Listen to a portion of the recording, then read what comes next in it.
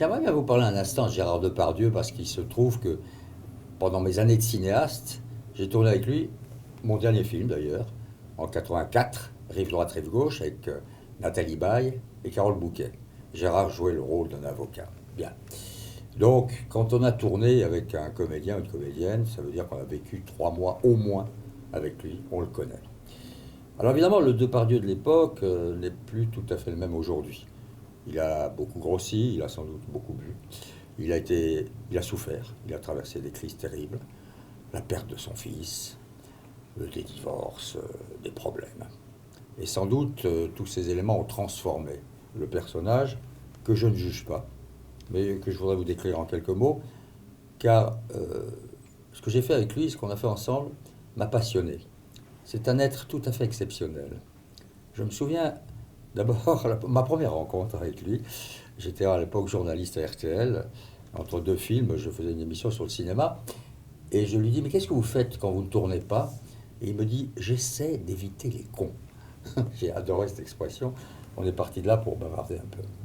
Gérard avait et a toujours, selon moi, une espèce de parcelle supplémentaire qui lui donne parfois une sorte de pouvoir médiumnique. Pendant le tournage, très souvent, on déjeunait, on dînait ensemble, et des amis venaient, des inconnus, ou des gens de passage.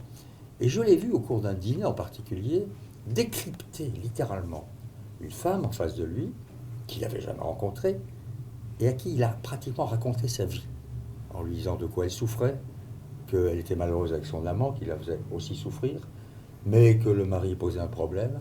C'était absolument stupéfiant de voir comment Depardieu, avec sa verve, son talent, cette étincelle différente dans ce regard très différent, non seulement découvrait cette femme, mais lui faisait découvrir des éléments.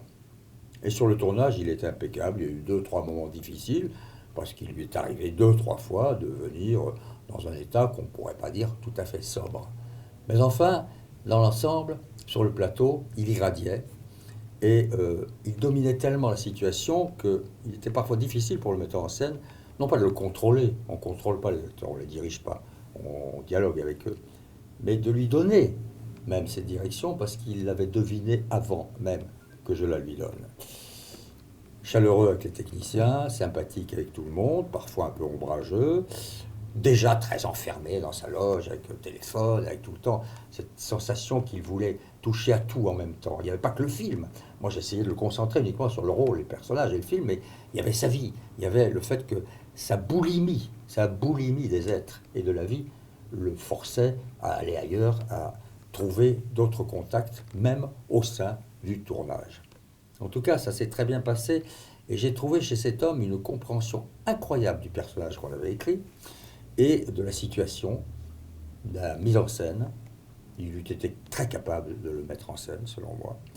Et j'ai toujours conservé pour lui énormément de tendresse, de respect, d'estime, d'admiration. Depuis, il a fait tous les rôles que l'on sait, tous les rôles que l'on sait. Il a été l'interprète de Hugo, Dumas, Rostand, tant d'autres. Donc, je veux bien qu'on essaie de le juger. Je veux bien que cette anecdote, cette histoire qui a démarré au fond sur un mot, sur un mot.